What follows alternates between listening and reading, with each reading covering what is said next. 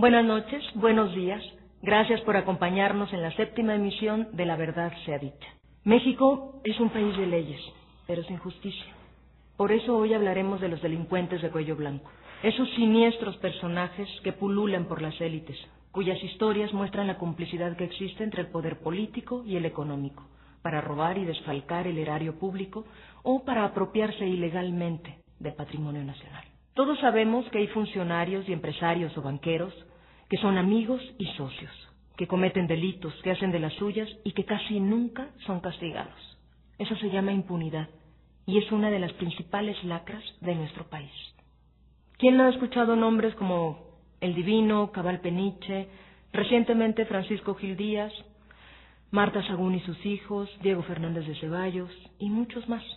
¿Quién no se indigna con su cinismo cuando se exhiben como ejemplos del éxito y de la moral pública? Se saben protegidos por el gobierno en turno. Esa es la utilidad práctica del fraude electoral.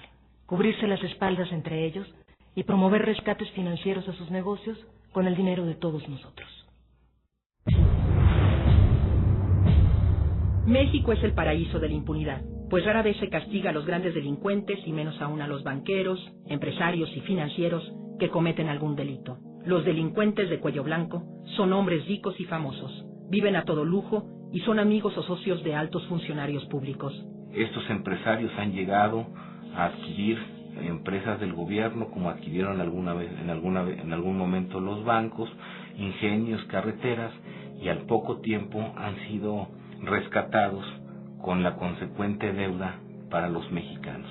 Ellos pueden comprar autoridades, jueces y legisladores, y aunque se documentan sus ilícitos, es muy difícil que se les juzgue. En los últimos años han proliferado las historias de fraude y saqueos al patrimonio nacional. El mayor quebranto financiero al país ha sido el FOBAPROA, que convirtió deuda privada en deuda pública. A pesar de que en 1995 se generó un quebranto bancario que estamos pagando todavía ahora los mexicanos y que van a pagar muchas generaciones de mexicanos, no hay un solo funcionario público en la cárcel por actos de omisión o actos de negligencia o actos de corrupción en el rescate bancario.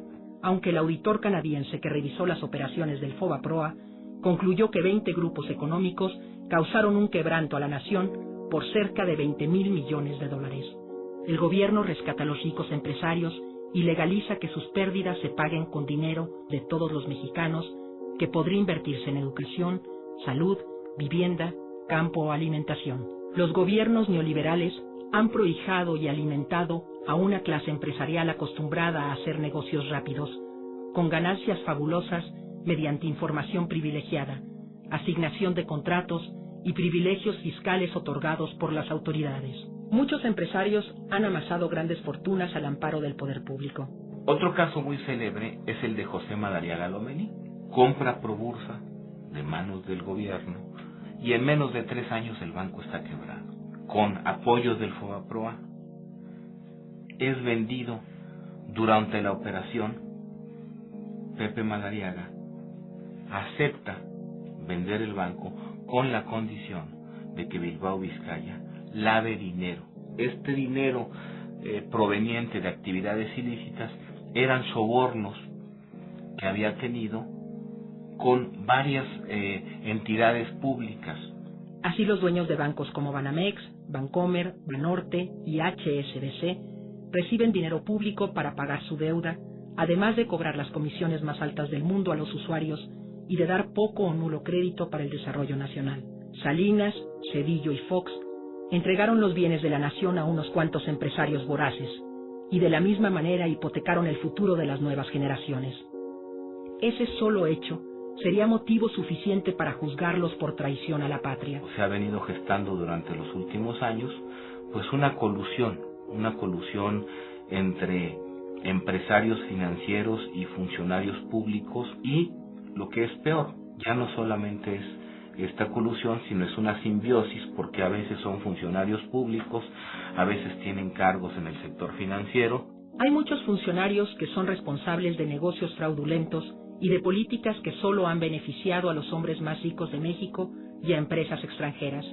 Pero en lugar de ser investigados y castigados, se les ha premiado con puestos claves en el actual gobierno, como es el caso de Luis Telles, secretario de Comunicaciones y Transportes, o quienes pertenecen a los consejos de administración de bancos, como Francisco Gil Díaz. También podemos mencionar a personajes como Jonathan Davis, quien firmó los pagarés del Fobaproa, Javier Arrigunaga, exdirector del Fobaproa y que ahora es director de operaciones de Banamex, o a Martín Werner, exfuncionario de Hacienda. El gobierno está al servicio de los empresarios, y cuando ganan, se llevan todo.